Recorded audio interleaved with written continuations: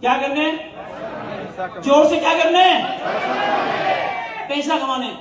और जब मैं मुंबई वहां पहुंचा, मुंबई पहुंचने के बाद मेरे मित्र ने मुझे एक कंपनी से इंट्रोड्यूस कराया। कंपनी का नाम था TPR कंस्ट्रक्शंस, ठक्कर पालन एंड रसिक कंस्ट्रक्शंस कंपनी। उस कंपनी के मालिकान से मेरी मुलाकात हुई और मुलाकात करने के बाद हमारी एजुकेशन, हमारे नॉलेज के आधार पे, हमारे एक्सपीरियंस के आधार पे उन्होंने मुझे काम पे रख लिया। और जब मैंने काम वहां पे स्टार्ट करा तो मेरी दिन भर काम करने के बाद पूरे महीने के एंड में यानी 30 दिन के बाद हमारी जो सैलरी फिक्स करी गई वो होती थी 2500 रुपए महीने की। कितना जी? 2500। जोर से कितना? 2500 रुपए महीने में मैंने मुंबई यूनिवर्सिटी के अंदर में काम स्टार्ट किया। और आप सोच सकते हैं कि अगर कोई इंसान 2500 रुपए महीने के अंदर में काम करना चालू कर दे तो वो इंसान अपनी जिंदगी में कितना अमीर होगा, किसी को बताने समझाने की जरूरत नहीं है। राइट? और आप लोगों को मैंने कंपनी का नाम बता दिया, मैं वो जगह का नाम बता देता हूं जहां मैं रुका करता था। उस जगह का नाम है यादव नगर, थाना के अंदर में। बहुत सारे लोगों के आसपास के लोग वहां होंगे, आप पता करना। यादव नगर के अंदर में झोपड़पट्टी इलाके के अंदर में रहता था। जिस रूम के अंदर में मैं रुका करता था उसमें कभी ताला नहीं लगता था।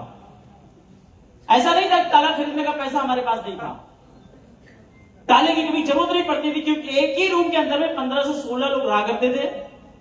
किसकी डे शिफ्ट ड्यूटी है, किसकी नाइट ड्यूटी है, कुछ पता नहीं है। किसका रिक्शा ऑटो कब लेके निकलना है मालूम नहीं है। एक ही रूम के अंदर में कौन कब आएगा, कौन कब जाएगा, कुछ मालूम नहीं। तो पूरे दिन के अंदर में कोई और रात के अंदर में कोई कोई रूम के अंदर में रहता ही था, इसलिए ताला लगाने की जरूरत। इतना शानदार हमारा रूम था। वहां मैंने लगातार नौकरी करी काफी लंबे टाइम तक।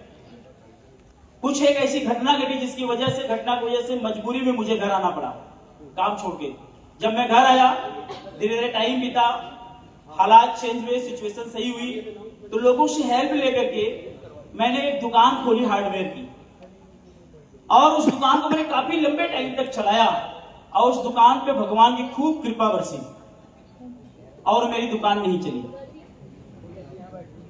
अब मैं इसलिए बोलता हूं कि कृपा बरसी कि अगर वो दुकान चल गई होती तो शायद मैं यहां नहीं होता, उसी दुकान में फंसा होता। तो कहते हैं ना, हर चीज के पीछे गॉड प्लानिंग होती है, ईश्वर की मर्जी होती है। नहीं चली, उनकी मर्जी थी। लोगों ने कहा भाई दुकान नहीं चली, बंद कर दे यार, दूसरा कर ले।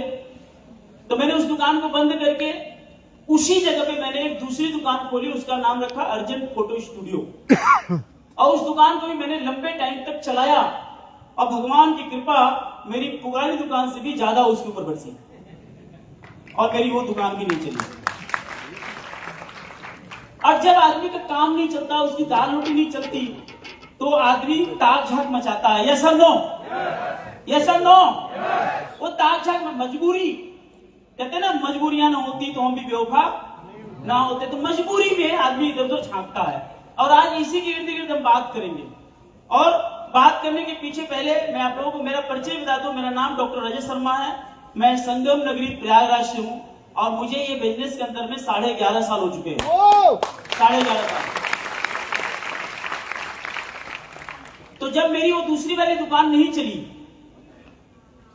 तो लोगों ने मुझे सलाह दी कि यार कुछ और कर। हमने कहा नहीं, अभी डट के इसके अंदर काम करेंगे। उसी बीच में एक दिन एक घटना घटी। मैं अपनी दुकान सुबह सुबह शटर उठाया ही था कि मेरी अपलाइन, जिनका नाम लेते बड़ा फखर होता है, गर्व होता है, आप सबकी भी अपलाइन है, आदरणीय श्री जसवीर सिंह जी। तालियां लोगा चाहिए उनके लिए। जसवीर जी सुबह सुबह दुकान पे, उनके साथ एक व्यक्ति और थे, क्योंकि उनसे हमारा डायरेक्ट कोई टच नहीं था, तो दूसरा व्यक्ति लेके आए थे उनको।